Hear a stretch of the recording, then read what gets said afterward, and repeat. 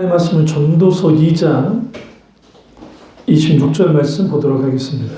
전도서 2장 26절입니다. 하나님은 그가 기뻐하는 자에게는 지혜와 지식과 희락을 주시나 죄인에게는 노고를 주시고 그가 모든 모아 쌓게 하사 하나님을 기뻐하는 자에게 그가 주게 하시지만 이것도 헛되어 바람을 잡는 것이로다. 아멘. 말씀 제목은 하나님을 즐거워하라. 두 번째 시간 갖도록 하겠습니다. 하나님을 즐거워하라. 두 번째 시간 갖도록 하겠습니다. 우리가 누군가를 놓고 즐거워하는 것, 여러 가지 이유 때문에 즐거워하죠. 즐거워할 만한 상황, 환경, 여건이 있을 때 즐거워하지만 사실 우리가 하나님 그분을 즐거워하려면 지난주에 말씀했던 것처럼 하나님이 누군지를 알아야 됩니다. 알지 못하면 어떻게 즐거워하겠어요. 그리고 오늘 이제 두 번째로 다룰 게 뭐냐면 하나님을 사랑하지 않고서는 절대로 하나님을 즐거워할 수 없습니다. 하나님을 믿음에도 불구하고 가장 불행한 사람이 누구냐면 하나님이 내게 아주 냉소적이고 무뚝뚝하고 그 하나님이 내게 있어서 어떤 즐거움도 기쁨도 되지 않는 거예요. 율법주의에 빠져 있으면 하나님은 공포 그 자체입니다. 그분은 주권자이긴 하지만 절대적인 권력자이고 그분에게 내가 자체 잘못 보이면 나에게 벌을 줄 것 같은 그런 분. 그렇기 때문에 그 하나님을 믿는 것이 두렵고 또 그 신 앞에 나갈 때는 늘 내가 구원받을 수 있을지 없을지에 대한 두려움을 갖습니다. 그 대표적인 게 무슬림들, 정통파 유대인들이 그렇습니다. 현재 라마단 기간인데요. 이 무슬림들이 라마단 기간이 되면 해가 지고 그러니까 해가 지고 난 다음에 음식을 먹을 수 있고 해가 뜨면 그 다음부터 금식을 합니다.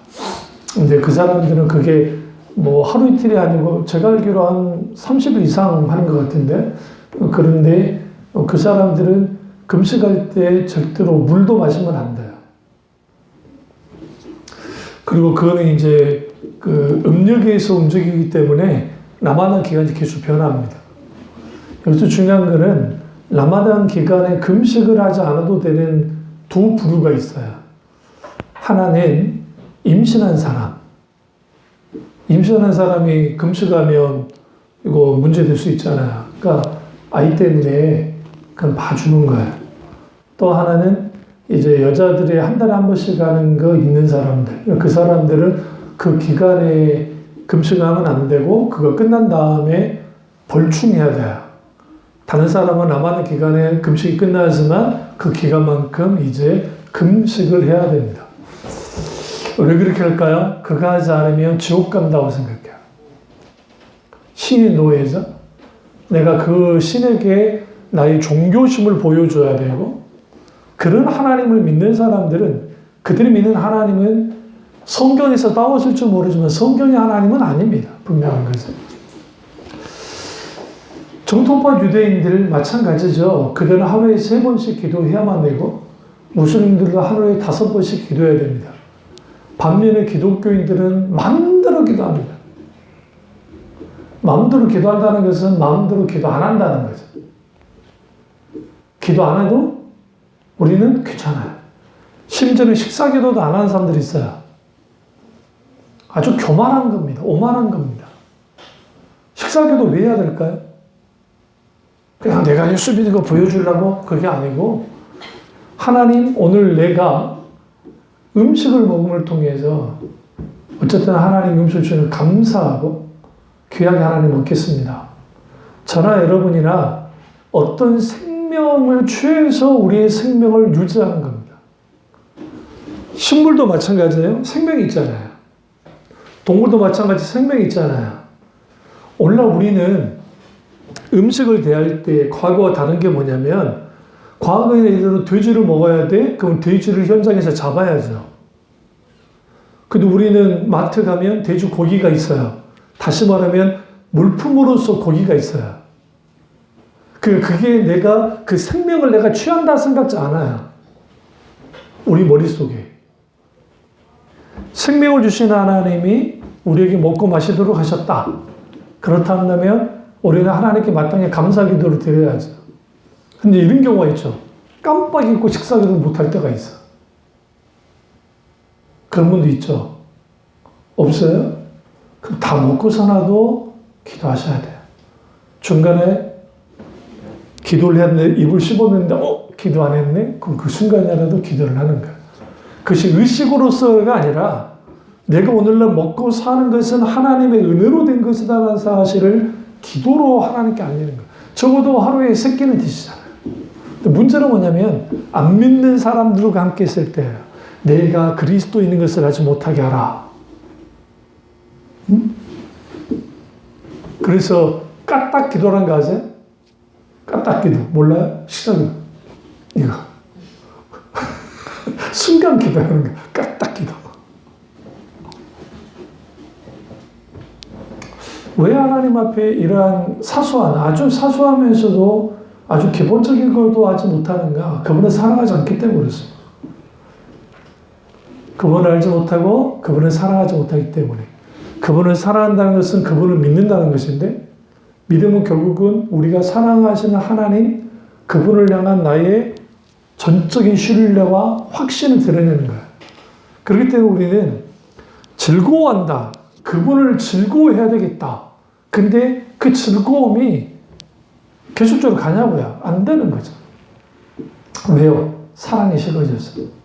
저는 청춘이 딱 사랑하게 되잖아요. 그러면 사랑하게 될 때 도파민이 엄청나게 나온대요. 이제 과학자들은 말이에요.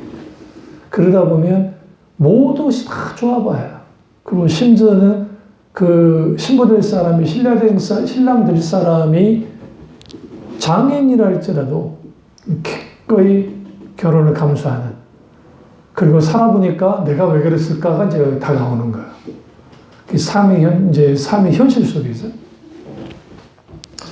그 사랑이 그만큼 남녀 간의 사랑도 그러한 힘을 갖고 있는데 하나님과 우리 사이의 사랑이 하나님을 즐거워하게 합니다. 근데 우리는 그 하나님을 즐거워하지 못하는 것은 내가 믿는 하나님이 라마단에 단식을 해야 되는, 금식을 해야 되는 무슬림들이나 정통파 유대인들이나 기독교 근본주의자들 같은 그 율법주의자들에 있어서의 하나님은 말 그대로 그 권력자로서의 하나님, 어떤 강력한 군주로서의 하나님, 가부장적인 하나님이기 때문에 가까이 하기 너무 먼 당신이 되어버립니다. 가까이 하기 너무 먼 당신이 되니까 그분을 즐거워할 수가 없어요. 그분의 참모습을 못 보니까. 그러니까 우리가 어떤 사람이 있는데 그 사람의 장점과 단점을 다 갖고 있습니다. 그리고 그것은 그래요. 근데 우리가 주로 그 공인이라고 하는 사람들이 방송이나 그게 정치인이 됐든 그게 경제인이 됐든 누구든 간에 그 노출될 때 그 매스컴에 노출된 것은 이미지인 거예요. 그 사람이라고 생각하시면 안 돼요. 저나 여러분이나 금쪽이를 찍는데 텔레비전에서 그럼 내가 화를 내더라도 90% 화냈다가 금쪽이 찍으면 제대로 된 뇌구조를 갖고 있으면 50% 정도 하고 마는 거예요. 그런데 이제 언제 그들의 본심이 드러나냐면 결정적일 때, 자기도 모르게 막 결정할 때 그들의 어떤 그 본모습이 드러나는 거죠. 그렇다고 그 모습만이 또 그 사람의 전부라고 할 수는 없는 것은 단점과 장점을 다 갖고 있죠. 그럼 우리가 하나님과 관계 속에서 내가 하나님을 왜 사랑하지 못할까? 이유는 하나님에 대한 오해가 있어서 그래요. 각기 우리는 사람에 대한 오해도 갖고 있고 하나님에 대한 오해도 갖고 있어요. 그래서 이사야 시대의 이스라엘 백성들이 하나님에 대해서 어떻게 오해를 했냐면 우리가 하나님께 열심히 번제를 드리고 열심히 하나님께 종교적인 제사와 이것을 열심히 안식일도 잘 지키고 제사도 열심히 하면 하나님이 기뻐하실 거야 라고 생각했어요. 그런데 하나님이 원하는 것은 하나님을 사랑하는 것을 원했다는 거예요. 성경 좀 찾아보실까요? 전도서 딱 잡아놓으시고 이사야서를 가겠습니다. 이사야 29장 13절을 가보시죠. 이사야 29장 13절 주께서 이르시되 이 백성이 입으로는 나를 가까이하며 입술로는 나를 공경하나 그들의 마음은 내게서 멀리 떠났나니 그들이 나를 경외함은 사람의 계명으로 가르침을 받았을 뿐이라. 그러므로 내가 이 백성 중에 기이한 일, 곧 기이하고 가장 기이한 일을 다시 하리니 그들 중에서 지혜자의 지혜가 없어지고 명철자의 총명이 가려지리라. 이렇게 말하고 있어요. 이들이 지금 열심히 하나님 앞에 뭘 하고 있어요? 제사드리고 번제드리고 안식일을 지켰다는 거죠. 그래서 입으로 하나님 찬양합니다. 나는 하나님을 사랑합니다. 하나님을 원합니다. 했을 줄 모르지만 입술로 공개했을 줄 모르지만 마음은 내게서 멀리 떠났었다는 거예요. 이게 굉장히 중요합니다. 여러분과 하나님의 거리, 어느 정도 거리를 갖고 있습니까? 신앙의 성패는 거리예요. 하나님과 나 사이의 거리. 서양 사람들이 동양 사람과 달리 누군가 모르는 사람이 1m 안에 들어오면 활짝 놀랍니다.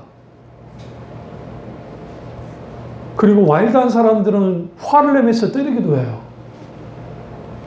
왜 그러냐면 서양 사람들 기본적으로 에티켓이 1m 안에 들어오면 안 돼요, 나한테.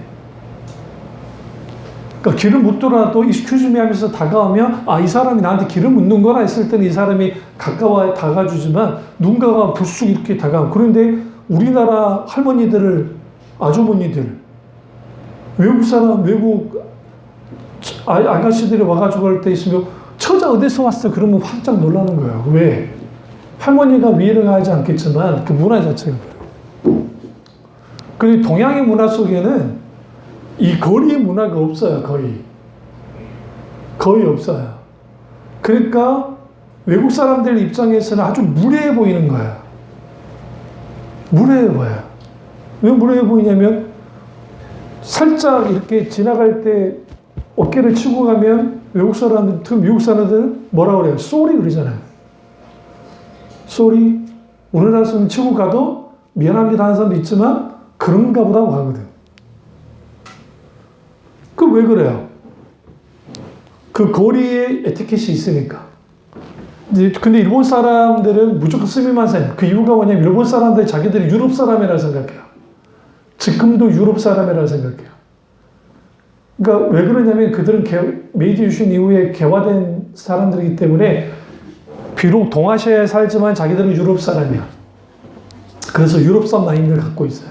그러니까 그게 뭘 해도 스미마센. 우리나라 사람들은 죄송해요 별로 안 하거든.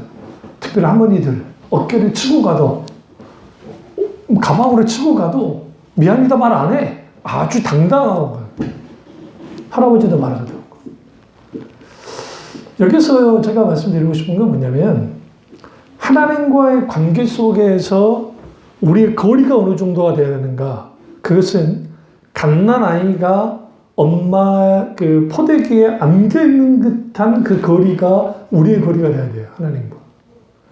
아이의 심장과 엄마의 심장이 맞닿아 있는, 앞으로 안았을 때 포대기를 뒤로 안았을 때도 마찬가지지만, 그래서 미국 그 엄마들이 한때 한국산 포대기가 인기가 있었던 이유가 뭐냐면 뭘 해도 떨어지지 않아. 겉보기로는 떨어질 것 같은데 절대로 밑으로 떨어지지 않는, 앞으로에도 아이가 안정감을 갖게 있는. 근데 우리가 하나님과의 거리가 떨어진 이유는 하나님을 향한 사랑이 식었기 때문이에요. 그걸 어떻게 알 수 있느냐? 남녀와의 관계 속에 잘 알 수 있어요. 사랑이 불타오르잖아요. 지남철에야 붙어 있어요. 응? 어린이일수록 여기 이 동네도 간간히 그런 애들 보여요. 둘이 껴안고 있어요. 그냥 어디에서? 버스 공장에서. 그러면 이제 옆에 지나는 할아버지들이 혀를 착착 치고 할머니도 관심 없어. 우리 둘이만 좋으면 돼. 지나치래.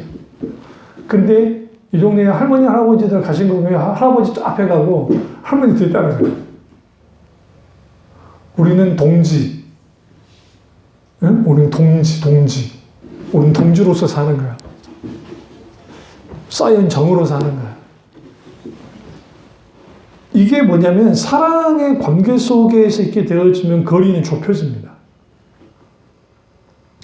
그 자식을 향한 부모의 사랑도 마찬가지고 그래서 그 자식의 부모를 향한 사랑이 강할까 부모가 자식을 향한 사랑이 강할까 부모가 자식을 향한 사랑이 강해요.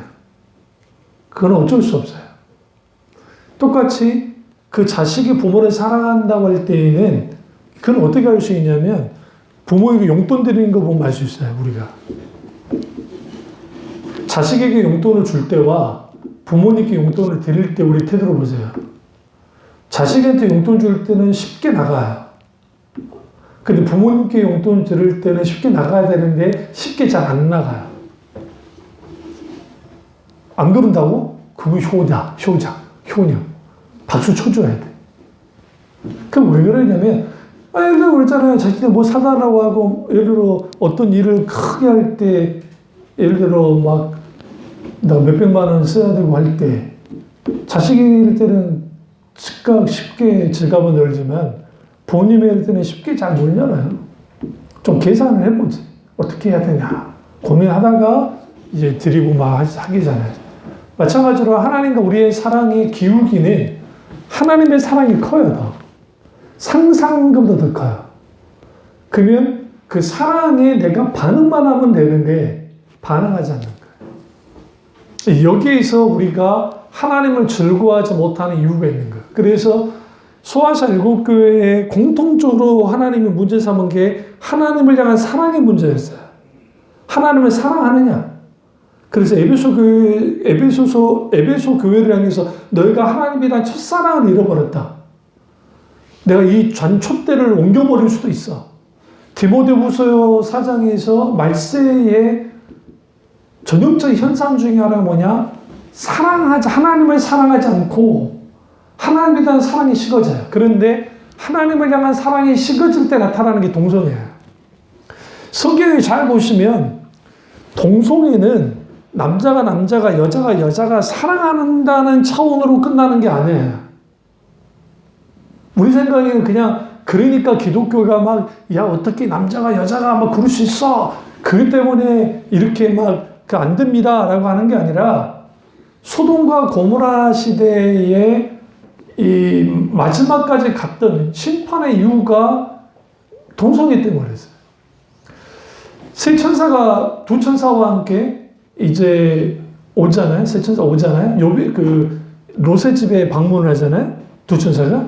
그랬을 때에 그 마을 사람들이 와서 우리와 관계하자라고 그래요. 그러니까 한글 변역에는 좀 잘못된 번역이에요. 그게 뭐냐면 동성애하자라고 불렀어요. 그러니까 롯이 자기 두 딸을 해서 니네들이 알아서 이제 딸들 겁탈해도 돼. 근데 이 사람은 안 돼. 근데 딸들은 쳐다보지도 않아요. 왜? 동성애하자. 이거는 뭐냐면 단순히 동성애가 우리가 생각하는 남자에게 좋아서 막 그런 차원이 아니라 모든 하나님의 질서를 깨뜨리고 창조주 하나님에 대한 적극적인 대적으로 가니까 하나님이 이걸 두고 볼 수 없는 거야. 그러니까 소돔과 고모라에 하나님의 심판이 난 겁니다. 로마서 1장과 2장에도 똑같이 이 부분에 대해서 다루고 나오고 있어요. 로마가 특징적인 뭐냐? 그리스 문화도, 그러니까 그레코 로마라고 하는데 그레코 로마의 특징이 뭐냐면 동성애 문화가 있었어요. 실제로. 그래서 그것에 대해서 사도 바울이 신랄하게 비판합니다. 순리를 어겼다라고 하면서. 이게 분명히 죄라고 해요. 그런데 그걸 통칭해서 말하냐면 하나님을 떠난 상태에 있는, 그러니까 영적으로 타락했을 때 가장 마지노선을 넘는 타락이 동성애와 관련이 있어요. 그래서 안 된다는 거예요. 그렇다고 해서 동성애자들을 우리가 막 무조건 막 인격을 모독하고 막 그렇게까지 또 그렇게 가면 안 돼요. 그들이 주께 돌아오도록 기도하고 기다리고 권면하고 해줘야죠. 중요한 거는 뭐냐면 하나님과의 거리는 왜 생기느냐? 죄 때문에 생기잖아요. 죄. 그러면 보세요. 우리가 죄를 짓지 않는 게 기독교 신앙인가요? 묻고 싶어요. 우리 죄 짓지 않고 우리는 의인이 되는 것이 기독교 신앙인가요? 오늘날 율법주의가 그렇게 가르쳐놨어요. 성경이 이렇게 말합니다. 인간은 피 흘리기까지 죄와 싸워야 돼요. 분명한 건. 그런데 늘 죄 가운데 넘어져요. 죄를 짓기 때문에. 그래서 신앙생활의 성패는 뭐에서 갈려지냐면 지속적으로 주는 게 나오는 거예요. 계속 은혜를 구하여 나와서 너희 죄에 대하여 주께 구하고 그리고 내 힘으로는 죄를 이길 수 없으니까 하나님 앞에 날마다 죽어지는 내가 될 때 비로소 거기에서 하나님께 계속적으로 다가오는데 우리는 하나님이 잊고 지는 거예요. 하루하루. 그래서 제가 늘 말씀드렸잖아요. 하루에 하나님 생각을 얼마나 하냐는 거예요. 오늘 뭐 먹을까? 무엇을 입을까? 무엇을 할까? 뭐 할까? 그 생각을 많이 하는데 하나님 생각을 안 해요. 그나마 성경에도 좀 읽고 그나마 좀 이 골방 기도라도 하면 하나님이 찾을 텐데 그조차도 없는 사람들은 하나님 생각을 하잖아요. 까마득히 하나님을 잊고 있어요. 그 상태에서 나와서 예배를 드려요. 그러니까 주님 뭐라고 그래요? 입술로는 나를 가까이 한다고 하면서 입술로는 예배 드릴 줄 의식과 형식으로서는 예배 드릴 줄 모르지만 내 마음으로부터 나를 떠나 있어. 왜? 이게 여러분 마음이 가여 있으면 어떤 상황 속에서도 할 거는 해요. 여러분 친구나 누구나 인간관계 속에서 반드시 예를 들어 전화를 하거나 그 사람을 챙겨야 되는데 안 챙기잖아요. 바쁘다는 핑계로. 그럼 그 사람에 있어서 내가 중요도가 떨어지는 거예요. 중요한 사람이 아니니까 그러는 거예요. 진짜 중요한 사람이라 하면 절대로 그러지 않아요. 왜? 우선순위가 거기 있기 때문에. 그러니까 여러분이 나의 단짝 친구야, 나의 좋은 친구야, 그럴 줄은 모르지만, 그냥 사실은 그 사람의 태도, 그 사람의 어떤 관계 속에서 내가 어떤 관계로 하느냐에 따라서 우리와의 관계가 그 관계인 거예요. 나는 아니라고 생각하지만 그 관계인 거예요. 그게 하나님과도 똑같이 통용돼요. 말은 하나님 사랑한 거 아시잖아요. 나 하나님 너무너무 사랑해요. 나 하나님 너무너무 원해요. 그런데 삶의 현장을 딱 들여다보면 하나님 아닌 다른 것을 더 추구하고 하나님을 향해서 인색하기 짝이 없는 인색함을 드러내거든요. 그 인색함이 결국은 자기는 말로는 하나님을 사랑한다고 할지 모르지만 진정으로 사랑하지 않는 것이죠. 이거예요. 내가 능력이 되면 내 여자친구한테 되는 만큼 사주겠죠. 근데 어떤 연예인이 그런 말 하더라고요. 절대로 안 사준다는 거예요. 능력이 돼도. 그럼 뭔지 아세요? 그 사람의 개념적인 뭘 갖고 있냐면 이 여자는 믿을 수 없어요. 그러니까 완전히 결혼하기 전까지는 그거 사줄 필요가 없어라는 생각을 하는 거예요. 그럼 뭐냐? 여러 번 그 어떤 여자들한테 뒤통수를 당했다는 그 경험 속에서 왔을 거야. 그럼 그런 관계 속에는 사람마다 다르긴 하겠지만 계산이 딱 서는 거거든요. 이게 하나님께 대하여 계산이 딱 서는 거야. 그래서 우리는 이렇게 설정해요. 하나님께. 이 정도 선만큼 사랑할 겁니다. 오늘날 많은 사람들이 하나님을 사랑할 때 이 정도 선에서 사랑합니다. 그러니까 내가 그 정도 선에서 하나님을 사랑하기 때문에 하나님에 대한 즐거움도 그 정도 선으로 끝나요. 하나님 그분이 나의 모든 것이고 나의 삶의 이유이자 목적이자 유일한 소망이라고 한다면 우리는 하나님 그분을 끝없이 사랑하기 원하겠죠. 그런데 하나님과의 나의 관계 설정이 그게 어떻게 되어 있냐면 그러니까 수많은 그 자기의 어떤 계산 속에서 이 정도면 된다는 거예요. 그러니까 일정한 선에 평행선을 유지하는 선으로 가는 거예요. 평행선. 그러니까 여기에서 우리가 중요한 게 하나님과 우리와의 관계는 선을 넘는 사이가 돼야 돼요. 여기서 선을 넘는 게 좋은 의미로서의 선을 넘는 사이가 돼야 돼요. 무슨 말인지 아시죠? 선을 넘는 사이가 돼야 돼요. 그래서 예수 그리스도 그분이 하나님의 아들이신 예수님이 죽으신 이유가 선을 넘어 들어온 거예요. 이것을 이제 그러니까 구속사적인 측면에서 들여다보면 하나님의 시간으로 인간의 시간으로 들어왔다는 거예요. 이걸 카이로스 시간이라는 표현을 써요. 그러니까 우리도 똑같이 예수 그리스도의 십자가의 죽음을 의지하고 그분의 공로를 통해서 그분의 하나님의 사랑을 내가 맛봤을 때 우리는 기꺼이 선을 넘어 들어가요. 어떻게? 마음과 뜻과 힘을 다해 주 너의 하나님을 사랑하라 말씀을 하나님을 사랑해요. 여기서 마음과 뜻과 힘을 다해 주 너의 하나님을 사랑하라. 이것이 첫째 된 계명이요. 예수 말씀했을 때 마음 굉장히 중요합니다. 마음의 야수 마음. 여기서 뜻을 다해 모든 의지와 모든 것을 다해서 여기서 힘을 다해가 굉장히 중요해요. 이걸 예수님이 신명기서를 인용하면서 힘을 다해를 빼시고 목숨을 다해 생명 다해 하나님을 사랑하라 라고 말씀합니다. 근데 여기서 유대인들이 힘을 다해라고 할 때 이 힘은 뭐냐?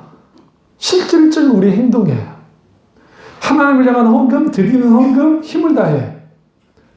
실질적으로.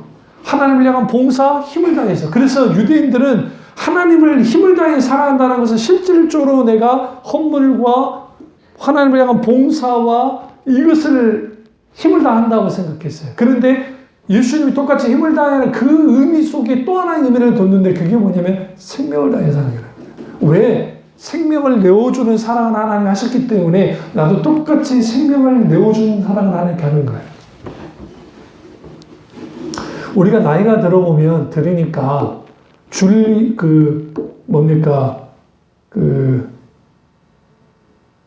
섹스피어의 로미오와 줄리엣 그 10대 16살짜리들의 풋내기 사랑, 응? 풋내기 사랑.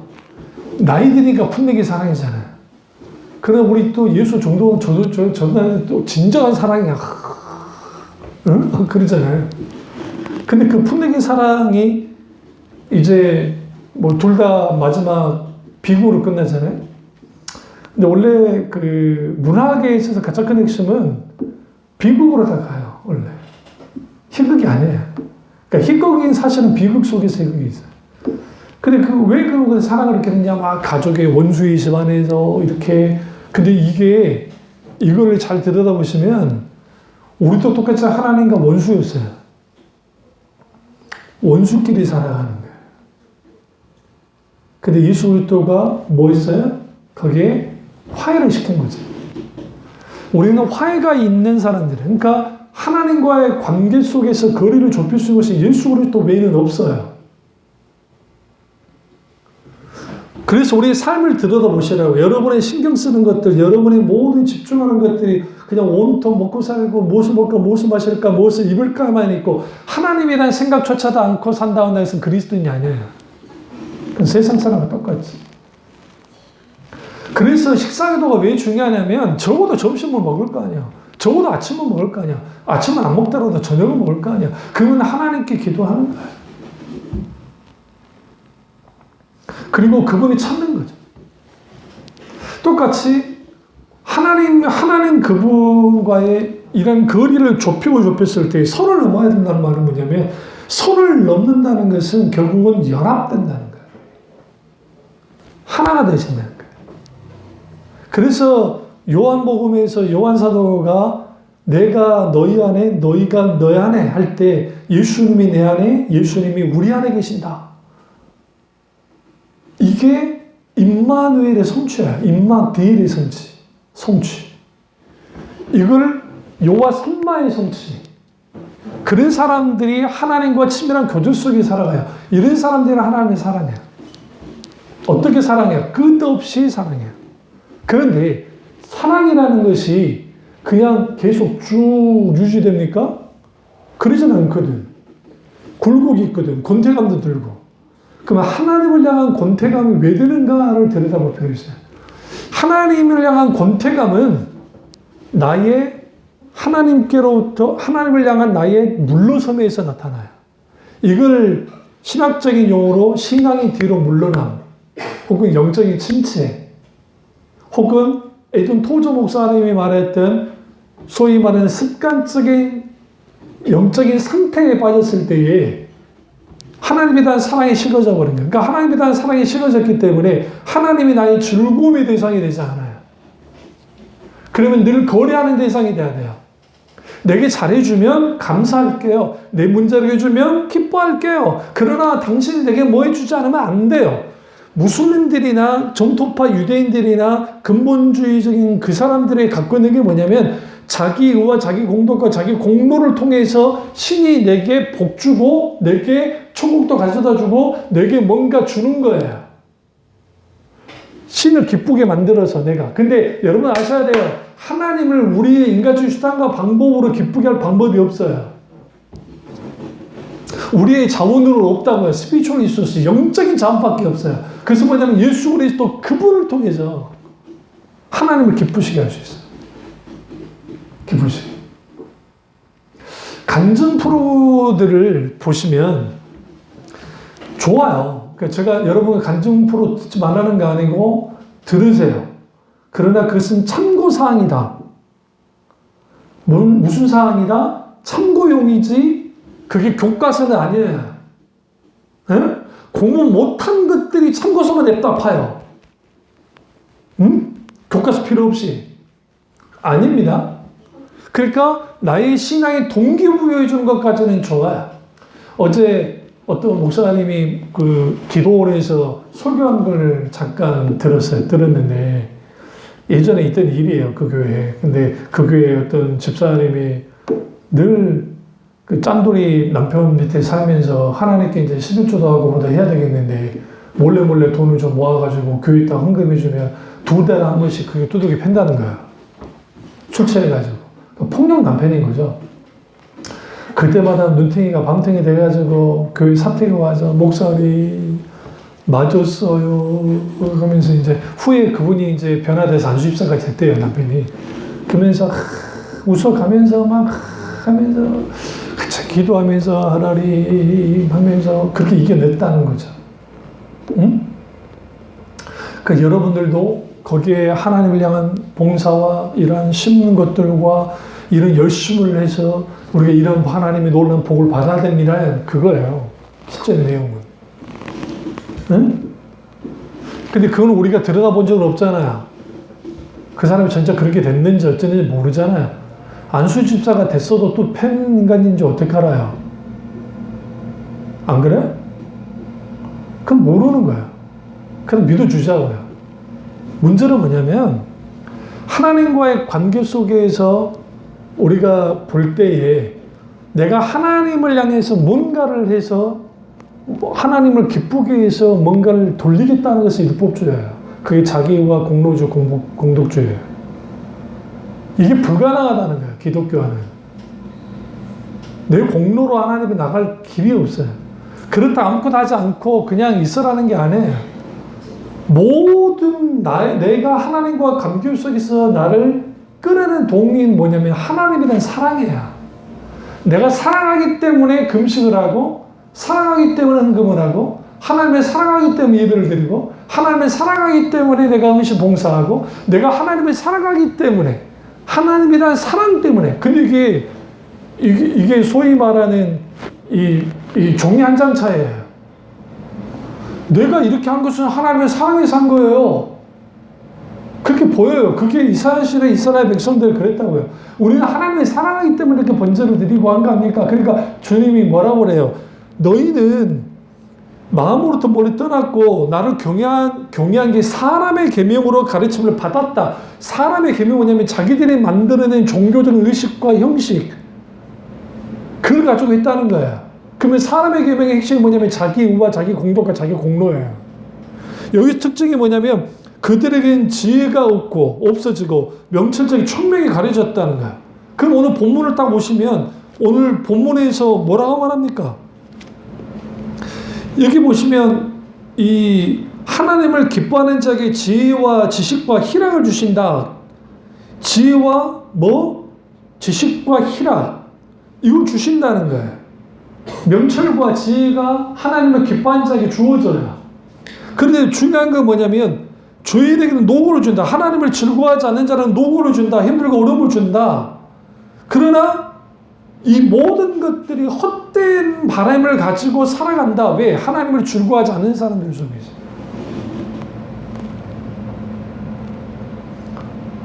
어떤 사람이 지혜로운 사람이냐? 하나님 그분을 즐거워하는 사람이다. 근데 하나님을 즐거워하는 사람은 하나님을 사랑하는 사람이다. 근데 하나님을 사랑한다는 증거가 어디 있느냐? 하나님과 나 사이의 거리. 첫째는 마음의 거리. 또 하나는 우리의 행동의 거리. 우리 삶의 거리. 이 두 가지가 굉장히 중요해요. 여러분이 어떤 일이 벌어졌어요. 어떤 상황이 벌어졌어요. 즉각 주님을 찾는 사람이 그 사람이 진짜 그리스도인인 거예요. 예를 갔는데 접촉사고가 났어. 아니면 뭐가 살짝 됐어. 중간에 즉각 주님을 찾는 거 하나님 어떻게 하고 하십니까? 내 아이가 어떤 문제가 생겨 하나님 어떻게 하기 원하십니까? 하나님 이 부분이 있어요. 지혜 주세요. 이번에 어떤 군에 하나가 자살해 죽었는데 일병애가 그 엄마하고 통화한 걸 듣고 나야 우리 아들은 진작에 제대로 했기 때문에 나와는 상관없는 일이긴 하지만 근데 얘가 적응을 못하고 엄마 내가 좀 실수하니까 이렇게 해 막 하다가 얘가 자살해 죽어버렸어. 조사 가운데 다 자살 증후이 있다고 하는데도 GP에 집어넣어놓고 얘를 그렇게 했으니 애가 고립되어서 죽어버린 거야.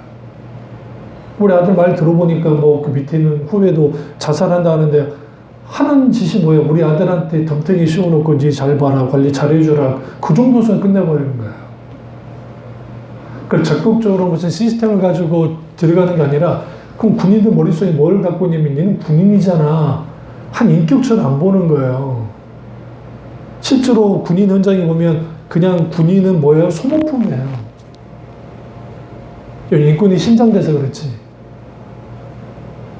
그러면 거기에 그 친구가 아니 그 부모가 예수를 믿은지 안 믿은지는 모르지만 그 상황이 만약에 안수홍 목사의 상황이었다면 어떻게 하겠어요? 저는 우리 아들 제대하기까지 늘 매일매일 기도하고 끝없이 하나님 순간순간 기도하면서 했거든요.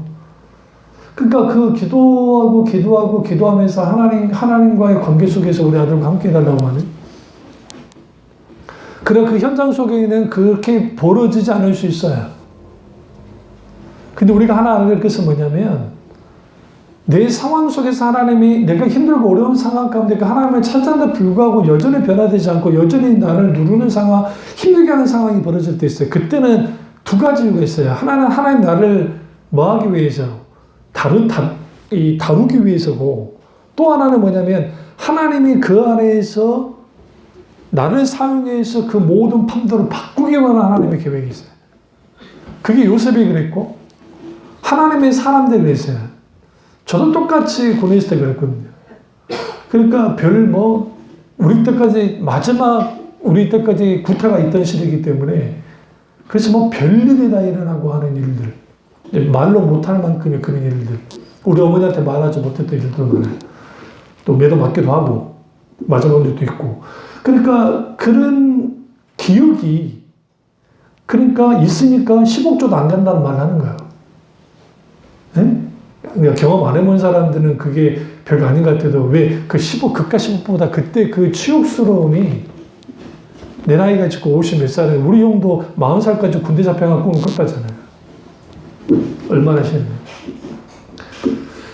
그럼 우리는 여기에서 하나님이 내게로부터 멀리 있게 느껴지는 것은 우리 착각이에요. 그럼 내가 죄 안 짓고 내가 잘하면 하나님을 가까이 해주시고 내가 좀 죄도 짓고 뭔가 잘못했을 때 하나님 멀리 계시냐? 절대 그렇지 않습니다. 가까이 계세요. 어느 상황 상관없어요. 그래서 아까 처음에 기울기 사랑이라 했잖아요. 이미 기울어진 사랑을 우리는 하고 있어요. 부모와 자식 간의 사랑처럼 이미 부모가 더 사랑하잖아요, 자식을. 하나님이 더 사랑하고 있어요. 하나님이 더 사랑하기 때문에 우리는 그 사랑에 반응만 하면 돼요. 그리고 하나님 그분에게 거리를 좁혀야 돼요. 그러면 하나님과 바라봐야 돼요. 마주봐야 돼요. 그리고 우리는 뒤돌아선다고요. 자주 하나님께 뒤돌아서서 멀리 가버리려고 해요. 그때마다 하나님이 따라오죠. 그래서 때로는 하나님이 인생 막대와 채찍으로 때리기도 하고 때로는 하나님이 다루기도 하고 그러면서 그 시점에는 모르지만 지나고 난 다음에 들여다보면 그게 그랬구나 하는 줄. 이 말씀만 끝내겠습니다만 우리 아들 양악 수술한다고 할 때 들어간다는 돈이 어마어마하잖아요. 우리 형편에 어떻게 그걸 감당할 수 있겠어요? 잘 생각해 보세요. 이게 일반 하는 집들도 마찬가지입니다. 그런데 우리는 계산기를 그렇게 두드렸을 줄 몰라요. 계산기를. 그런데 하나님은 그 과정 속에서 우리가 생각지 못하는 부분까지 간섭하시면서 오셨어요. 그리고 이루었어요. 그러니까 우리는 여기에서 한 가지 알아야 될 게 하나님의 목적하신 바가 있으면 하나님은 반드시 이루시는데 우리가 왜 조급해지냐면 내 상황과 환경이 변화되지 않으니까 그래요. 우리 이렇게 생각해. 하나님이 나를 좀 더 잘해주시면 내가 더 사랑해 드릴게. 제발. 그러면 하나님 이렇게 말해. 제발 좀 조건 좀 내려놔.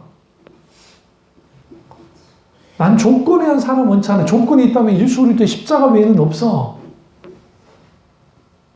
근데 우리는 그 조건을 내려놓고 하나님을 사랑해야 되겠는데 여러 오해가 있단 말이에요. 하나님에 대한 오해도 있고 내 자신을 향한 오해도 있어요. 나 같은 게 어떻게 하나님의 사랑을 받을 수 있겠어요, 이 주인이. 또 그런 사람이 그게 겸손한 것 같지만 사실 하나님 앞에는 큰 죄예요. 그래서 전도를 할 때 어떤 사람이 가장 위험하냐면 적당히 착한 사람이에요. 적당히 착한 사람은 예수 안 믿어요. 우리 생각에 믿을 것 같아도. 근데 적당히 더러운 것들이, 심지어는 그런 것들이 예수를 믿어요. 이상하게. 안 믿을 것 같은 것들이. 왜? 지가 나쁜 걸 알거든. 지가 잘못된 걸 알거든. 그래서 목사님이 설교하면 그게 자기를 향한 말인 걸 알거든. 그러면 주님께 회개해야 되겠구나. 그래서 예수를 믿어요. 그래서 여러분 연예인들이나 누구나 정말 좀 그런 사람인데 희한하게 그 사람 예수 믿어. 기독교인이래. 왜 그럴까? 그래서 그래요. 왜? 자기 의인의식을 갖고 있는 사람들은 예수 믿기가 힘들어요. 그래서 그런 사람일수록 예수 믿기가 너무너무 힘들어요. 그렇다고 한다면 우리는 하나님을 즐거워하려면 하나님에 대한 사랑의 온도를 높여야 되겠는데 하나님에 대한 사랑의 온도는 매 순간순간 하나님과 교제하고 그분을 알기를 원하고 그분을 사랑하고 그분을 사랑하기를 원하고 그분을 알기 원하고 그분과 친밀한 교제를 나눌 때 가능해요. 응? 에리 프롬이 사랑의 기술이라는 책을 쓰면서 유대인입니다. 기독교인은 아니에요. 일반 책이에요. 그런데 그 책에서 제가 젊었을 때 20대에 그 책을 읽으면서 감명을 받았던 게 뭐냐면 이게 기술이라는 게 스킬이라고 하지 않고 아트라고 해놨어요. 러브 아트라고 되어 있어요. 영문의 제목은 아트.